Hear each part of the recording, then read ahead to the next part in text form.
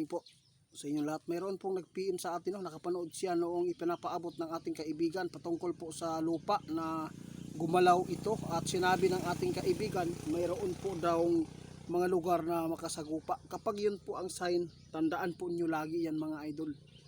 Ngayon nangyari po doon sa Generoso. Sa Generoso daw tumama ang lindol, kaya gusto po daw niyang malaman pa kung ano po daw ang update ng ating kaibigan dahil natatakot sila. Kaya subukan natin tawagin sila niyo mga idol para malaman po natin itong nagpaabot sa atin, no? Kinakabahan sila dahil malakas-lakas daw ang pagyanig po doon sa kanila, doon sa Generoso. Kaya subukan natin si Linyo, baka nandito. Linyo, kaibigan, maki-update kaibigan. Ay, salamat. Nangyari po talaga kaibigan yung ipinapaabot po ninyo kahapon, yung isang araw pa hapon, na mayroon kayong nakita na gumalaw sa ilalim lupa. Nangyari po talaga yung sinasabi niyo na mayroon makasagupa na ibang lugar sa pagyanig. Sa Generoso kaibigan, sa Generoso po nangyari yung lindol. Gusto po daw ni Ma'am Iba kung ano po ba ang nakita po ninyo doon sa lugar nila ngayon, kung mayroon mga susunod na malakas dyan, at least po malaman nila kung mayroon ba kayong nakita ngayon na paggalaw sa ilalim ng lupa. Ha? Patay. Guys, 2 bisis po daw ngayon ang nakita ng ating kaibigan na pagyanig o paggalaw sa ilalim ng lupa. Mga idol, sa lahat na makapanood, hindi po kami gusto na mangyari ito. Nagbabala na naman po si kaibigan, sakto po kakarating ng ating kaibigan. Nakikinig lang pala si kaibigan sa ating intro.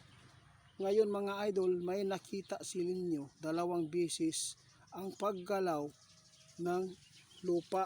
Kaya ibig sabihin nito, mag-ingat Ma'am Iba, ingat po kayo doon sa Generoso. Hindi po ninyo alam, baka mayroon pang susunod na mas malakas pa dyan na lindol. Oo, nag-alala sila kaibigan, kaya mas lalo silang mag-alala dito dahil mayroon po kayong nakitang 2 beses ang pagyanig. Ibig sabihin nito, may sunod-sunod na pagyanig dito sa ibang lugar, kundi mag-ingat pa rin ang Mindanao dito. Guys, ingat po ang mati, ingat-ingat.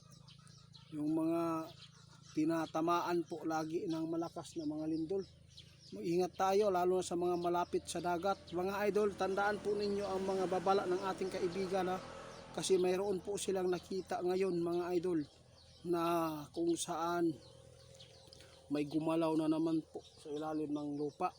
Sa lahat po na makapanood sa atin guys, paki-report pala kay Ghost Hunter 88 Pans 2.0 dahil pinalitan na naman po niya ang profile account, no? Pinalitan na naman po niya ng bagong mukha ko doon po sa kanyang Facebook page, no?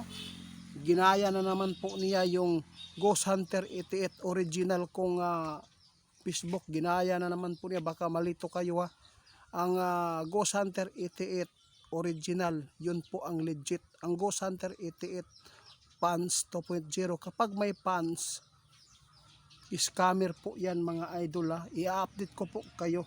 Meron akong gustong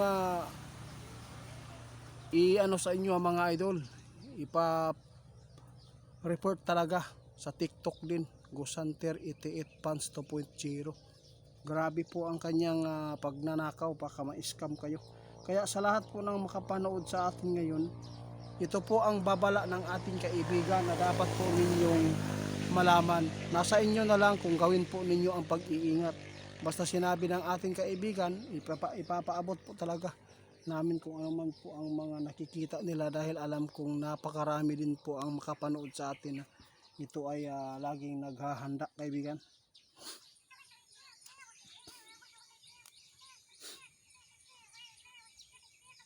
Sige po, yan lang po mga idol ang hatid ng ating kaibigan ngayon.